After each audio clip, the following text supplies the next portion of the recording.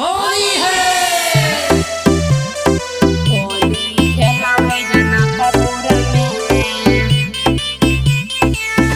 Recording studio Janakpur Nepal.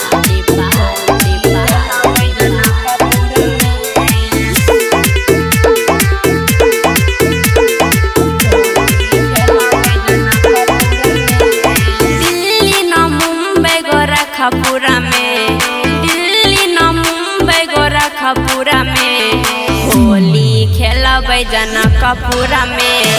Holi खेलबै जनकपुरा में दिल्ली न मुंबई गोरखपुरा में। दिल्ली न मुंबई गोरखपुरा में होली खेलबै जनकपुरा में। होली खेलबै जनकपुरा में।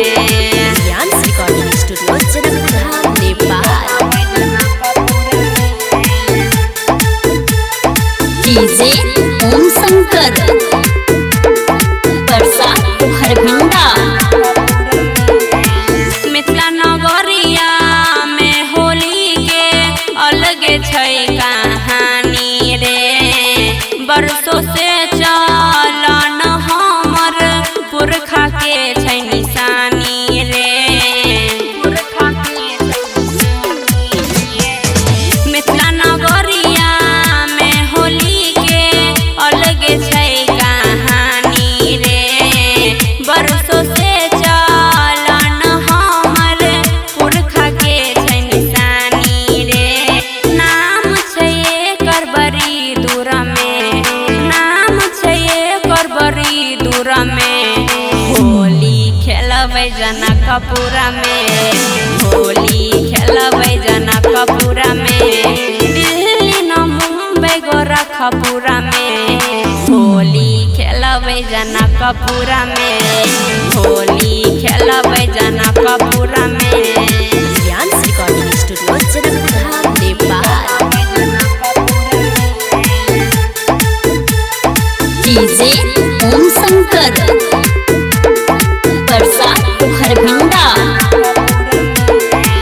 राइटर धनिक लक्ष्मीता करते नहीं कुछो कमी रे। लाल पिया रंग लेके खेलबै घूमी घूमी रे। राइटर धनिक लक्ष्मीता करते नहीं कुछो कमी रे। लाल पिया रंग लेके खेलबै घूमी घूमी रे। रंग लगेबै हम मिला जुरा में। रंग लगेबै हम मिला जुरा में। होली खेलबै जनकपुरा में। होली खेलबै जनकपुरा में। दिल्ली न मुंबई गोरखपुरा में होली खेलबै जनकपुरा में।